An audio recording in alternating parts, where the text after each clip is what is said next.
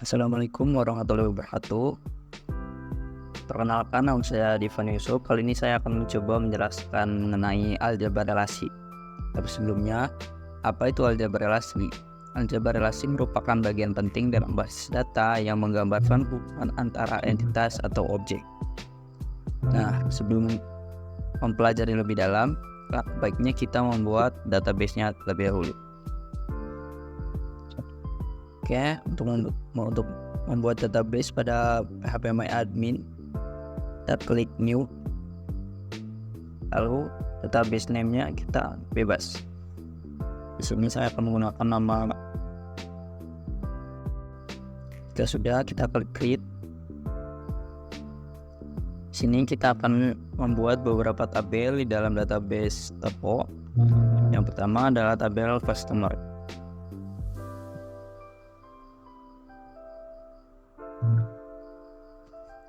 Nah, di sini pada kolom sebelah kiri ini untuk mengisi nama dari beberapa tabel yang akan kita buat. Misal kita akan memberi nama di sini adalah customer ID.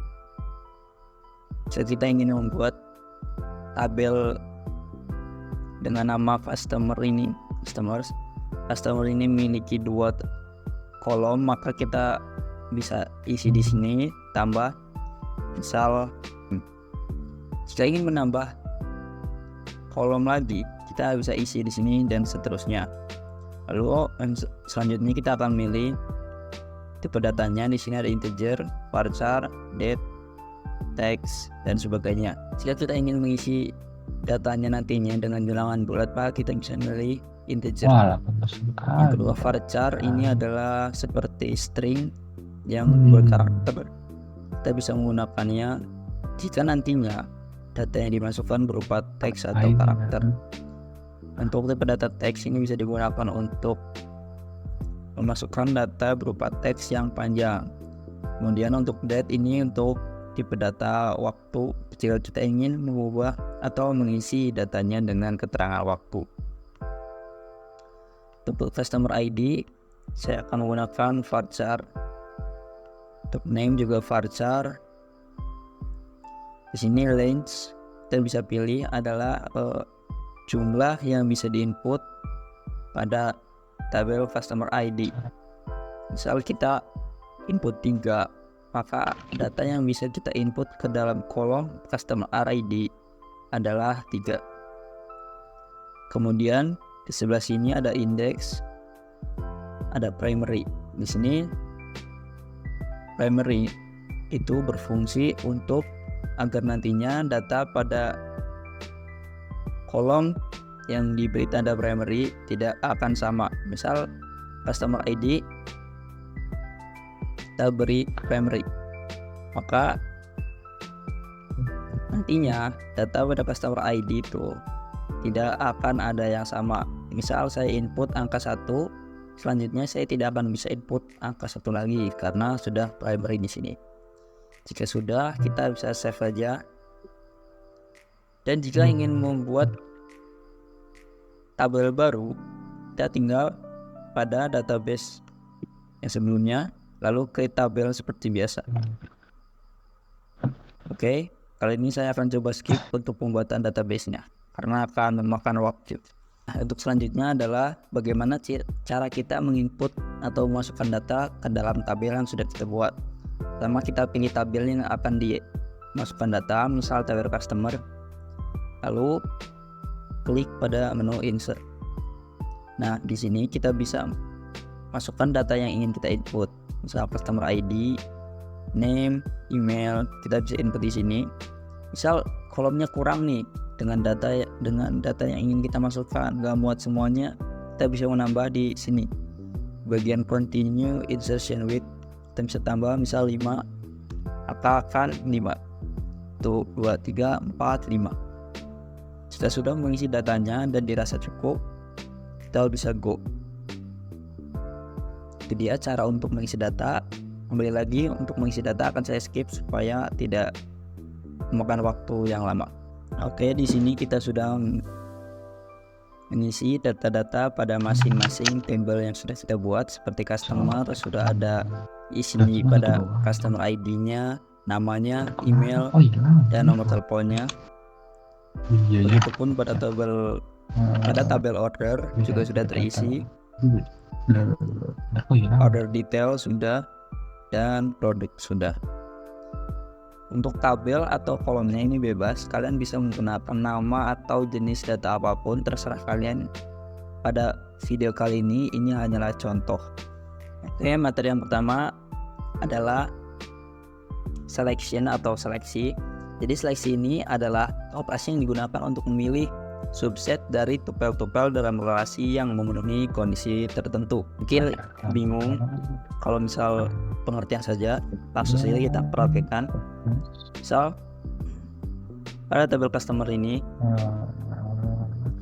nah ini kan ada 4 kolom, yaitu customer ID, name, email, dan phone. Bagaimana kita ingin seleksi bagian mana saja yang ingin kita tampilkan? Jika misal kita ingin melihat atau menampilkan data dengan customer ID-nya 2, itu bagaimana?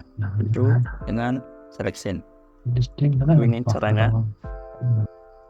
Select from nama tabelnya, yaitu customer, where customer ID sama dengan 2. Nah, maka akan terseleksi data yang muncul adalah data dengan nilai customer ID-nya bernilai 2, yaitu cuma satu yang bernilai 2 di sini dengan nama Jen Smith dan email sebagainya. Itu adalah selection atau seleksi. Pada selanjutnya itu materi projection atau proyeksi. Operasi ini menghasilkan subset dari atribut-atribut atau kolom-kolom dalam relasi. Misal kita pada tabel customer lagi.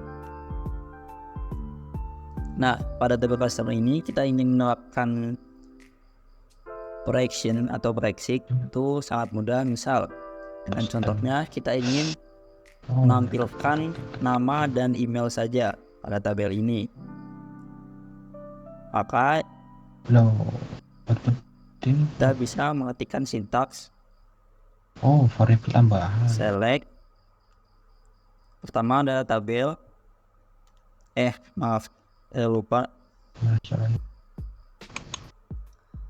name dan email, Misal kita akan memunculkan nama dan email saja pada tabel customer, maka sintaksnya adalah seperti ini.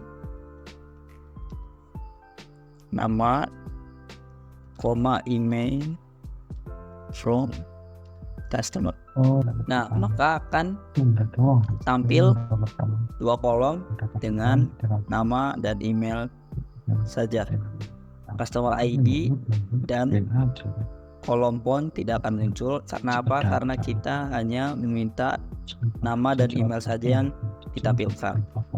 Misal kita ganti menjadi nama dan nomor telepon. Di sini phone. Nah, maka akan kembali muncul nama dan phone yang sudah kita ingin tampilkan sebelumnya. Baiklah, untuk materi selanjutnya setelah selection dan projection yang telah kita contohkan, ada materi union atau gabungan. Operasi ini menggabungkan 2 relasi yang memiliki skema yang sama atau jumlah dan tipe yang sama. Misal, langsung aja kita akan mencontohkan, yaitu tabel apa saja yang ingin kita gabung. Misal di sini itu ada pada tabel order, di sini pada kolom order ID, dan pada tabel order detail dengan kolom detail ID juga. Order ID. Keduanya harus sama, yaitu order ID, akan digabungkan. Maka sintaks SQL-nya seperti berikut. Maka akan muncul gabungan dari kedua tabel dengan kolom order ID. Kenapa hanya ada 1, 2, 3 di sini? Karena pada kedua tabel dengan kolom order ID hanya ada data yaitu 1, 2, 3. Pada tabel order, begitupun pada tabel order ID hanya ada data di dalam kolom order ID 1 yang bernilai 1, 2, 3. Maka hasilnya pun tadi 1, 2, 3. Jika misal di sini ada angka 4, ada data yang bernilai 4 pada kolom order ID. Namun pada tabel order dan kolom ID dan kolom order ID-nya di sini tidak ada angka 4, maka tetap akan muncul karena prinsipnya adalah menggabungkan dua kolom dari tabel yang berbeda, kurang lebih seperti itu. Karena prinsip union adalah menggabungkan dua relasi dengan skema yang sama. Pada order ID dua-duanya adalah seperti tipe datanya sama dan nama variabel kolomnya pun sama, maka bisa menggunakan union. Baiklah, untuk materi selanjutnya adalah set difference. Set difference adalah operasi untuk mendapatkan nilai dari suatu set yang tidak ada dalam set lain. Langsung aja kita contohin dengan sintaks sebagai berikut.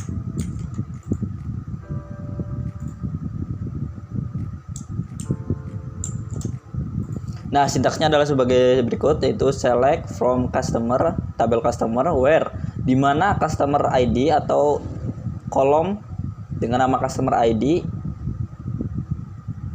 yang tidak ada pada tabel order. Maksudnya gimana? Jika kita klik go, maka akan muncul customer ID yang bernilai 4. Nah, nilai customer ID yang memiliki nilai 4 ini hanya ada pada customer. Pada tabel order itu tidak ada, sampai 3 saja, dan customer itu ini sampai 4. Itulah set different. Yang selanjutnya adalah join. Join adalah operasi untuk menggabungkan baris-baris dari 2 atau lebih tabel berdasarkan kondisi tertentu. Sintaksnya adalah sebagai berikut.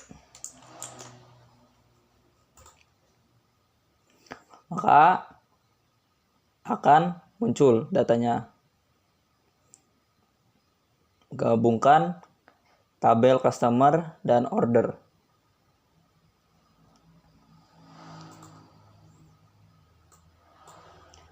Oke, yang selanjutnya adalah division.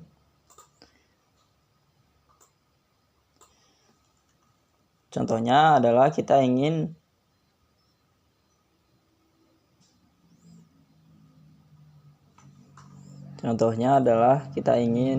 ingin